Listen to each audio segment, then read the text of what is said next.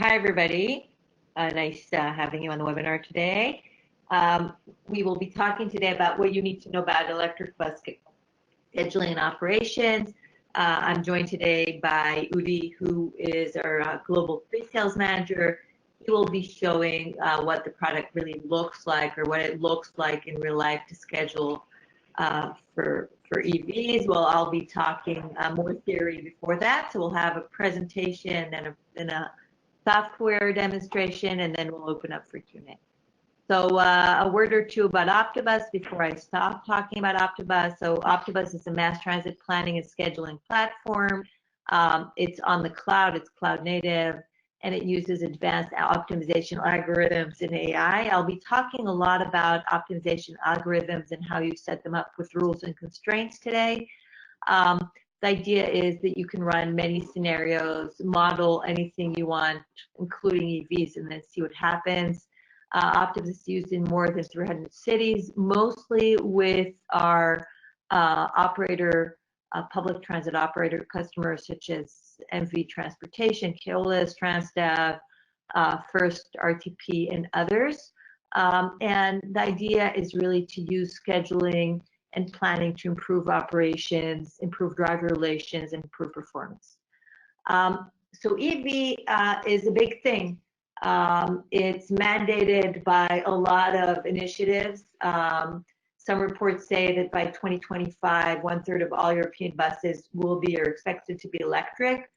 In China, we see cities such as Shenzhen that are 100% electric bus cities. They have chargers everywhere, and they just make it work with local manufacturers.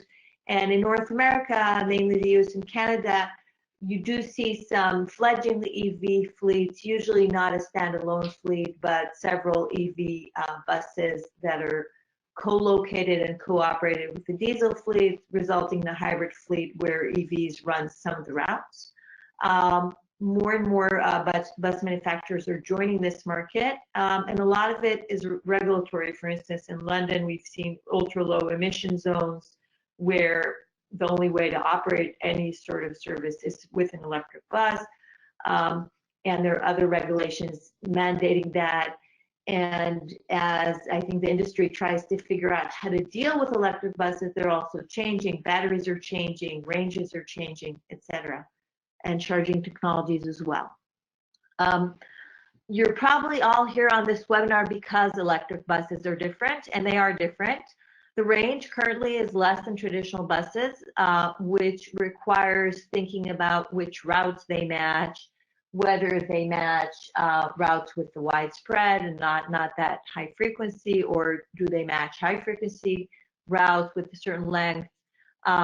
You need to think about charging infrastructure and your charging strategy, and I'll discuss charging strategy quite a lot throughout this webinar.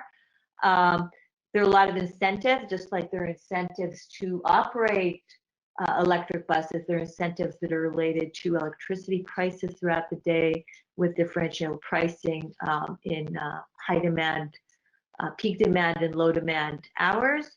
And battery discharging rates are usually not exactly what the manufacturer reports, which means that that's another additional data question and operational question, maintenance question, and planning and scheduling question that needs to be dealt with when you look at electric buses.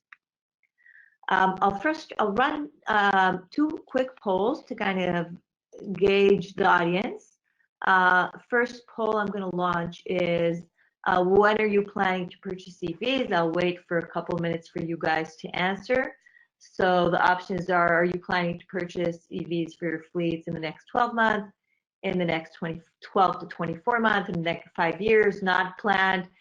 Actually, as I'm looking at this, I'm probably thinking I should have also included, do you already operate EVs, and what are your issues there? If you want to comment about that in the chat section, I may read that aloud.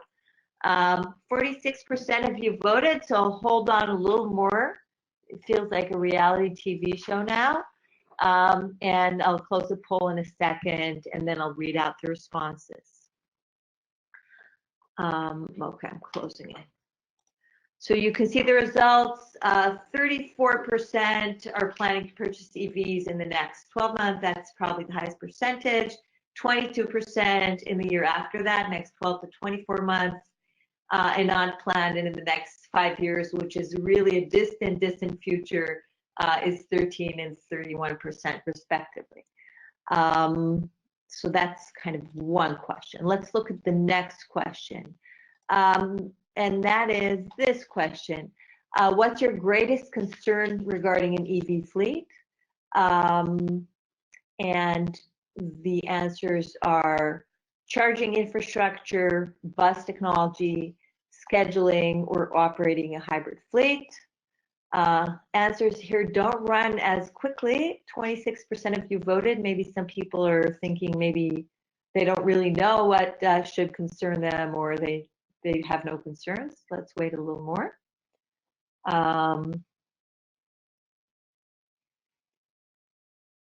And I'll close this poll as well. 55% of you voted, and here are the results. So the vast majority, 44%, are concerned about charging infrastructure. I actually agree with that. It's a new piece of infrastructure that has to be added to the bus network and that has to be figured out. And there are many different technologies there. You also have to have supervised charging in many cases, and that changes the operations quite a bit. Second one is scheduling, which we'll talk about today, and bus technologies and hybrid fleet are the last two. Let's go on with the presentation, and I'll try to address those questions when I continue. The way we look at it, a lot of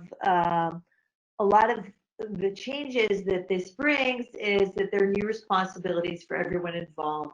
So if you look at the maintenance, the infrastructure maintenance part of the bus operations business, there are a lot of new maintenance questions that have to be taken into account.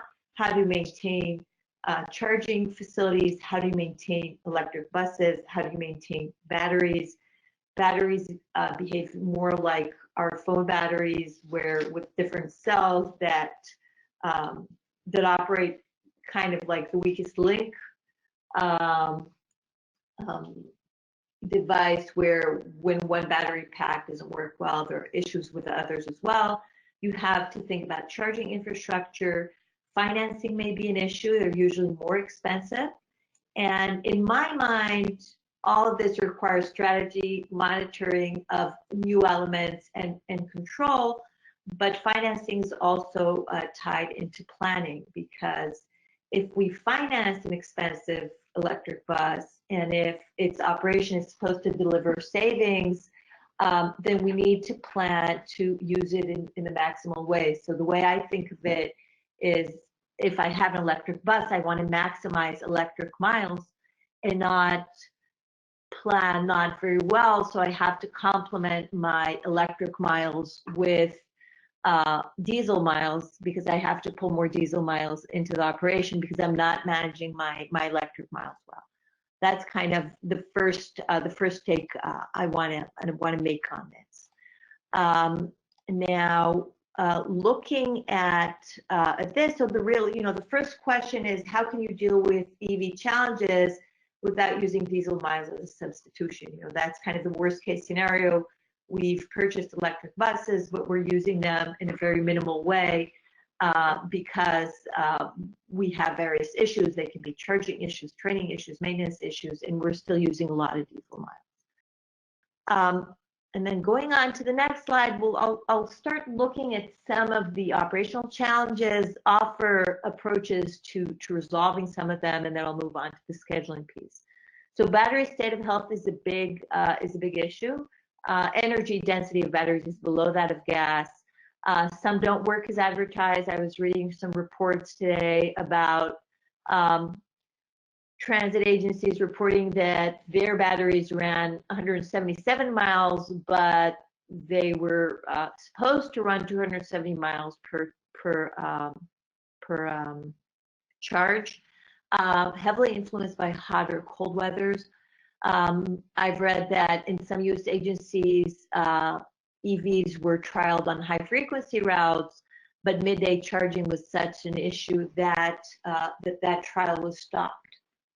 So again, charging strategy, scheduling, and operations seem to be key to adoption of this technology.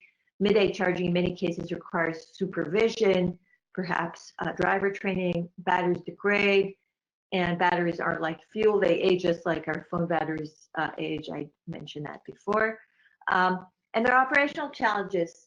We know that EV power is affected by weather, extreme hot or cold weather, traffic, whether the bus is standing in traffic, the impact of charging events, how many passengers we have on the bus, the road conditions, and also driver behavior. So is there good regenerative braking? Can you train drivers to preserve battery value with regenerative braking and other behaviors, or are they not applying that? And I was speaking to somebody from a company called the Vericity, and they mentioned range anxiety, which is what both when you schedule, operate, maintain anything regarding to electric bus, there's this question of, is the battery enough? Can the bus finish its scheduled duties for the day? And then the other question is, who's responsible for energy management? Again, a question about how you manage a bus operation. Is it the operations team or the driver? I think an answer that I've heard from a company called Vericity, which we've met, is that the operations team is responsible for that. This is a screenshot from their site, which is kind of using a CAD-AVL approach to collecting data about battery state of health, charging infrastructure, and providing real-time data for the operations team to support the drivers, giving a lot of data insights to eliminate range anxiety, and also using the data to train drivers and improve their performance. They're talking about a significant improvement of battery performance just by training drivers and letting them understand the impact of how they drive the bus. So looking back at who's in this bus operations, we're looking at roles and responsibilities need to be rethought. So if maintenance is responsible for reliable and fault-free buses, then with EVs, they need to deal with a new type of bus and with new issues such as battery health and maintenance and charging infrastructure. The operations side, those that are in charge of the quality service, of dispatching and operations, need to manage charging events and be aware of the energy of each and every bus. And on the scheduling side, we need to look at reliable and efficient operations and optimize the charging events and maximize the electric miles as much as we can to ensure a good operation.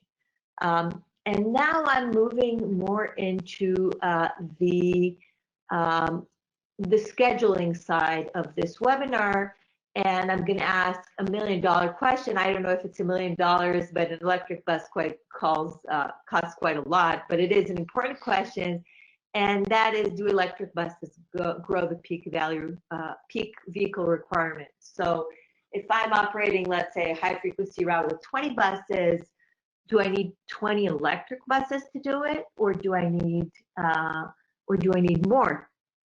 And if I need more, what does that mean for my operation? And the slides are going to be supplied as a handout at the end, and feel free to ask questions. And now another poll.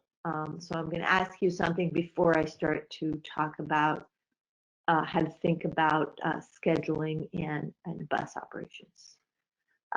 So what are your main EV scheduling concerns? Is it that it may interfere with driver breaks? Is it an inability to plan and schedule that? Impossible to plan the charging stops? Growing the peak vehicle requirement, or all of the above? I think the answer is quite obvious, but I won't tell you what the majority of you are voting. I see one response, or one lack of response, that's very interesting. 39% of you have voted, so I'll wait a little more.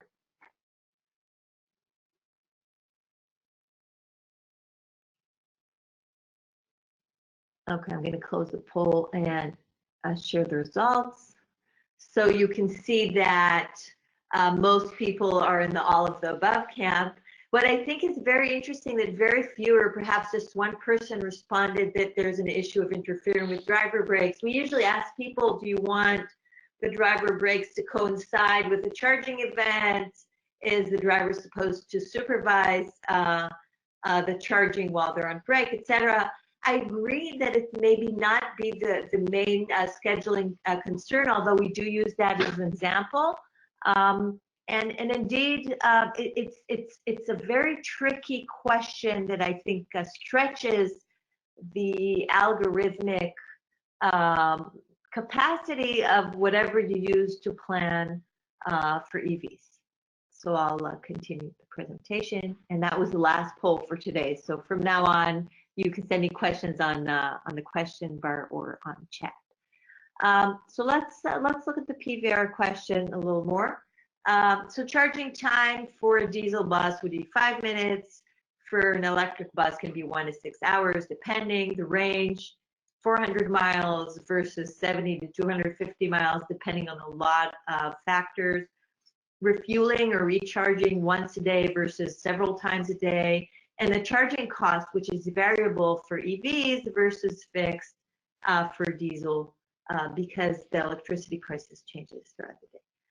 A non-optimal solution, but probably very applicable for hybrid fleet. So let's say in this case, I have a bus fleet of about, let's say 40 buses, and you see on the left-hand side, the PVR, and on the bottom axis, you can see the hours of operation.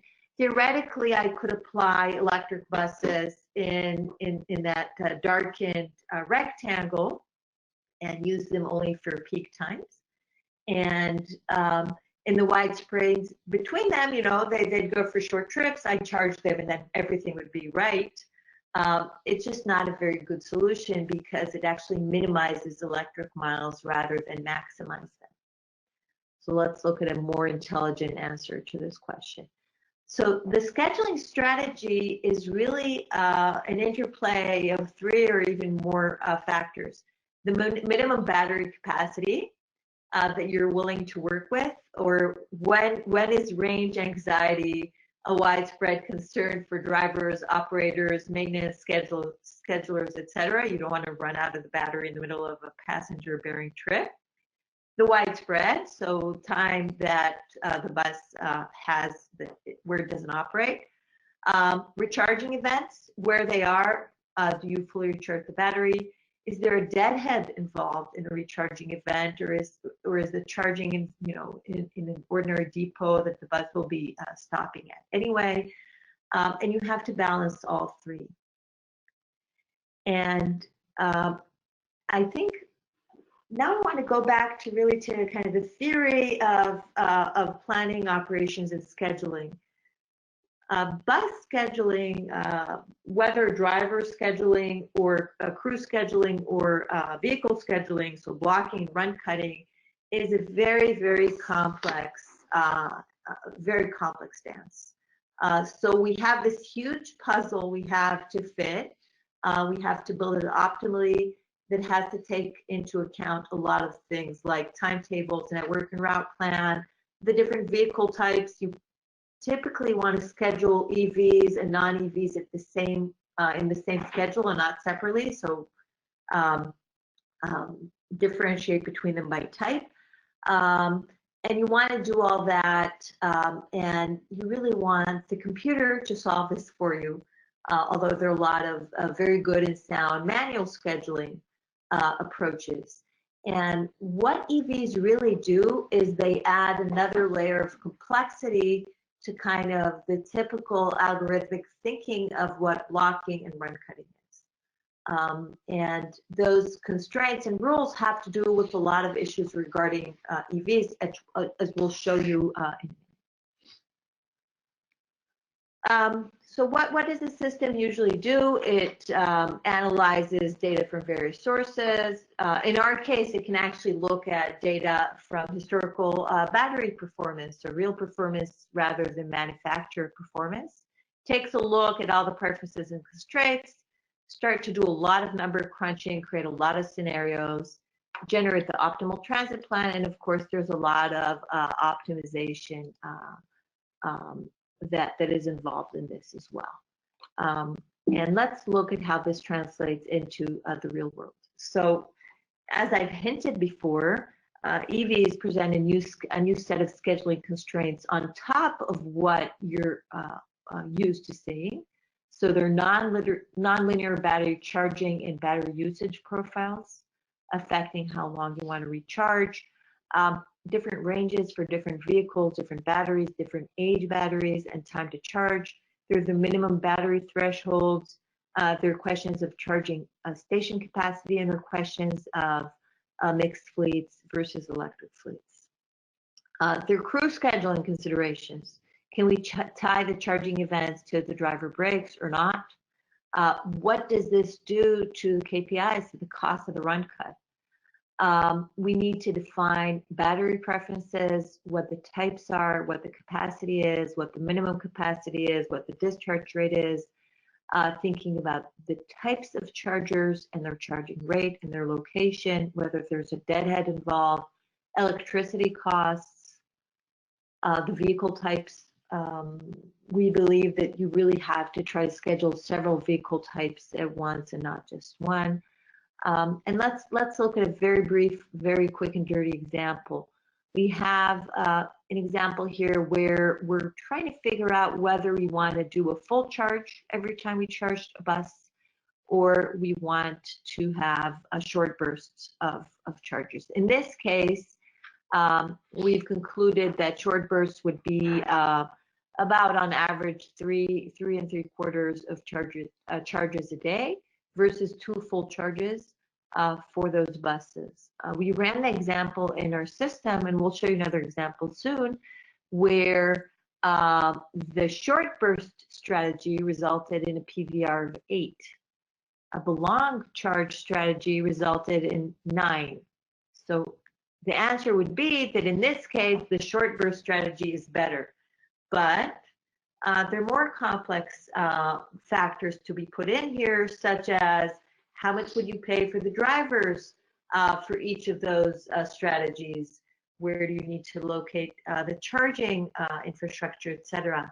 So the real answer is that there is no answer, in that the answer depends on so many things. You really have to model each case and try to answer the real question rather than a theoretical question. So I'm not advocating for one charging strategy or another, and there are a lot of other issues involved in that. So looking back to the peak vehicle rate question, does an all EV fleet have a higher PVR than an all diesel fleet? We don't know. It really depends, but you can answer the question with planning and scheduling. At this point, I'll play a demo, and then we'll open for questions and answers. So let me just run this. So this is Judy, our global pre-sales engineer, and he will be here with me to answer questions. Thank you, Ronnie. Hi, guys. Hi, everybody. My name is Judy Pomerantz, Global Pre-Sales Manager here at Optibus headquarters. Today, I'm going to present a really quick demo of the Optibus platform for scheduling and for scheduling of electric vehicles. What are we looking at now? We're looking at the scheduling model for Optibus.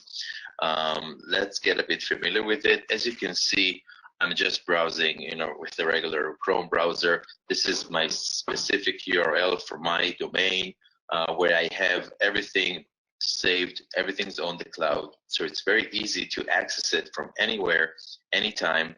All I need is just a standard browser with my own credentials, and then I can access my instance, which is private and secure with those credentials. Everything's on the cloud. No need for any IT or hardware or anything on premise. So after I'm logging in, which is very easy, you can just start optimizing, and it's really instant to plug and play and just start optimizing. For example, we're looking at a schedule that we've took from one of our clients. This is real data, though it's anonymized. It's very easy to just import. You see here, import or export any data piece with a regular, standard file, which is a GTFS file or any other standard files for transit.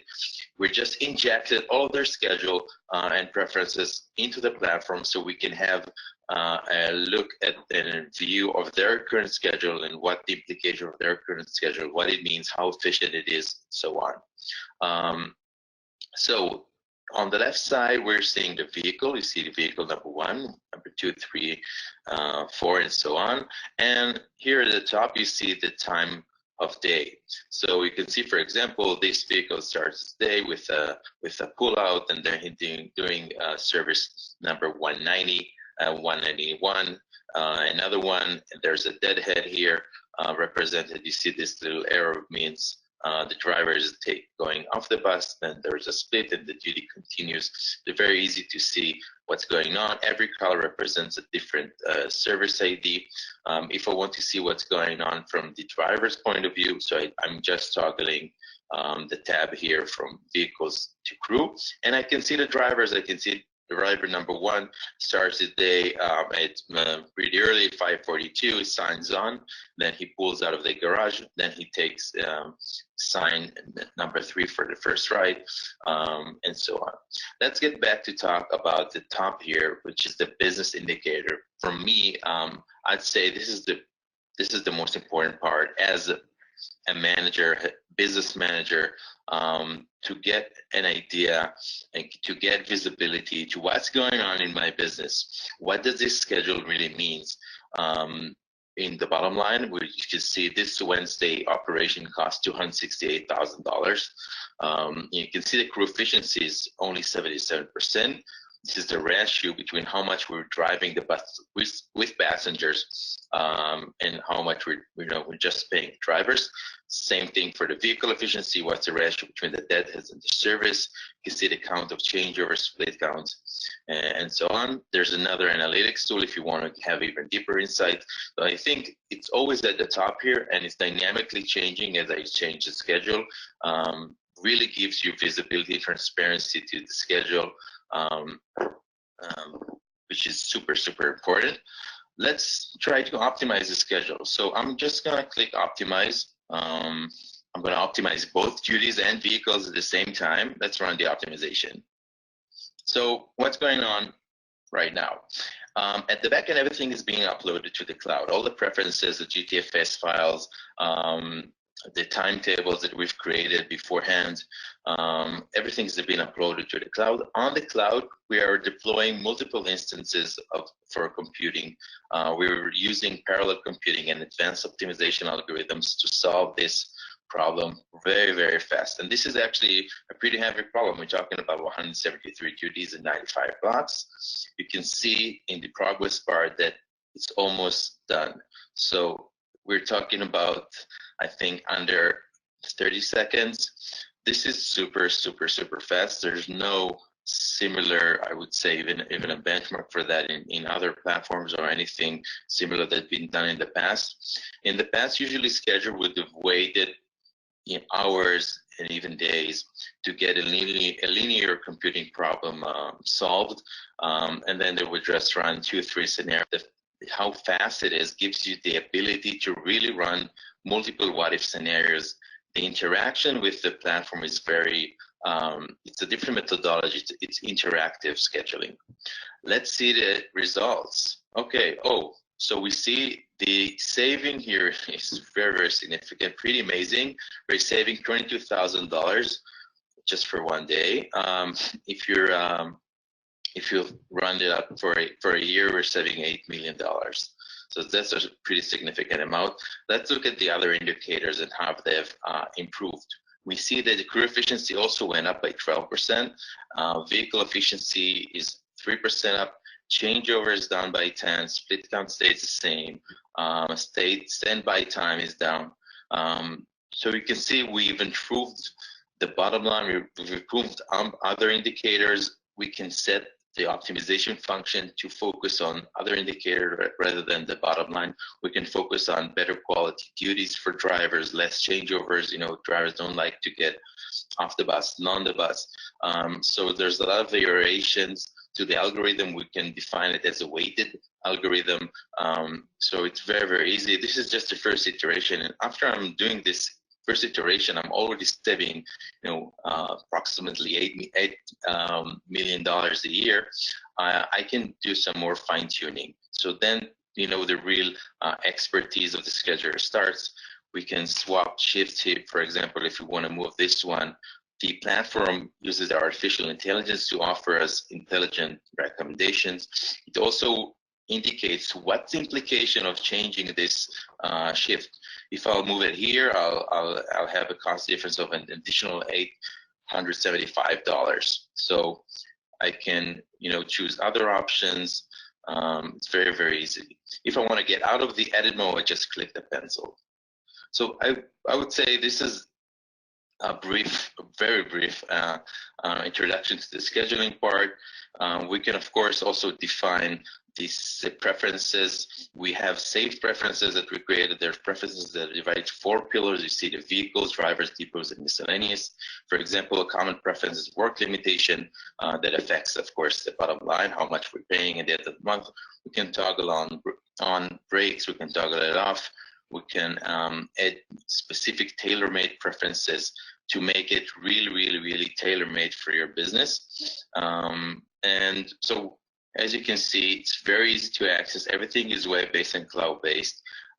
You can create multiple what-if scenarios. I'm talking dozens and hundreds of different scenarios. Of course, there's a trade-off. You will decide, you know, what's the best in the optimal definition for your schedule, according to what you really need.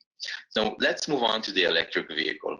Now, we've talked with some of our clients and we got feedback in the last couple of years that they have increased their fleet with a few electric vehicles, but they're doing the scheduling separately because they're not sure how to do it, how to mix it with diesel buses. So as a result, for example, if they know the capacity of a certain EV is 250 miles, they'll put him just on one route, no interlining with other routes. And let's say the route, you know, is a total of 220 miles. They just put him in one route and then back to the depot overnight. So it really complicates the entire scheduling, makes it segregated from the rest of the fleet, and also, you know, the drivers are not sure about really what to do with an EV, and you can really see that it's not scalable. So, you know, in Europe and in London specifically, there's, you know, decisions to purchase new buses that are only EV, and of course we'll see this trend continues in the future, the next 5-10 years, moving to even an entirely EV fleet, and there is no really option to make like 2 schedules and make that schedule segregated just one route without using all the, of course, the optimization that, you know, the platform can offer. So we've decided to create a solution that will be fully integrated for electric vehicles. Everything is similar to the scheduling model that you just saw. You can see the look and feel is pretty much the same. On the left side, you see the vehicles, you see the time, you see what every vehicle is doing throughout the day. And we have also very special preferences just for electric vehicles. So you see there's an additional pillar here called electric vehicles. We consulted battery manufacturers, and we drill down to what is really different here, what's the characteristics of electric vehicle scheduling, and it all boils down to really some key preferences that we've added to the platform. So as you can see, we've added the battery types. You can define here what's the capacity, of course, of the battery. There are different capacities, batteries, and what's the discharge rate, which is important, of course, and so on. You can also define charging profiles. You can have a fast one or a slow one, a slow charging profile, and you see the charging rate and minimum charging time also it's defined here. Charging stations, we're defining charging stations which are slow or fast, and of course the maximum capacity of a certain facility, how many buses can it contain at once. Electric vehicle types that we can create. You can see we added a vehicle type called EV, and we associated the battery item that we created before. So we can assign different battery to different EVs. And an important part, of course, is cost for optimization.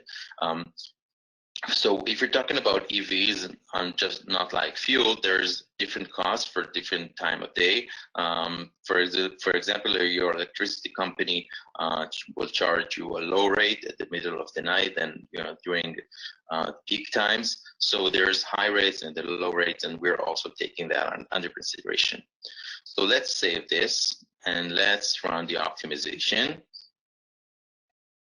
So very similar to what we did in the scheduling part. Everything right now is uploaded to the cloud, where we start computing the optimal scenarios. We start comparing between them with the addition of those electric vehicle preferences.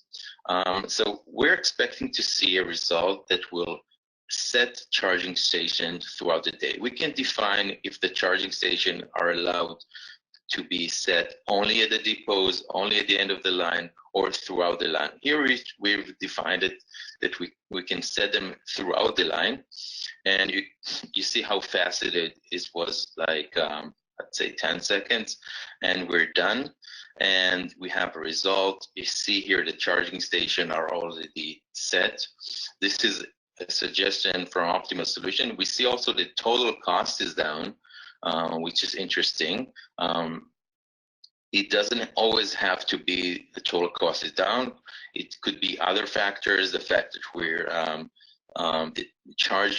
using charging station throughout the line means perhaps that we're not, using the driver's time efficiently. Maybe we can add driver breaks to be aligned with the charging times. So you see in this scenario, it saves us, I would say 2%, but the vehicle efficiency is down by 1%. So it's really a trade-off that you can start fine-tuning from this point on. Let's take a look at the parameters that we're seeing when hovering over this electric vehicle guns. You can see this charging station. You can see the type of it is recharge, the type of duty here, and you see the location of the charging station. You see the mode is fast for this one. You see when it starts, when it's end. What's the energy level when the bus arrives to the charging station, and what's the goal for the charging station? So this charging station is set to 100%. This doesn't have to be this way. Specifically, this charging station is pretty much at the beginning of the day at 10 a.m. But if the charging station is towards the end of the day, we can set the goal of the charging to be 80% or 70%. So we don't have to fully charge the bus. We can charge it to a certain level that will be sufficient to the performance of the end of the day. So just like the scheduling, you can move it, you can edit it. Let's take a look at the buses at the trips. You see the trips also have an energy level specified. This trip starts at 59.7 and ends at 50.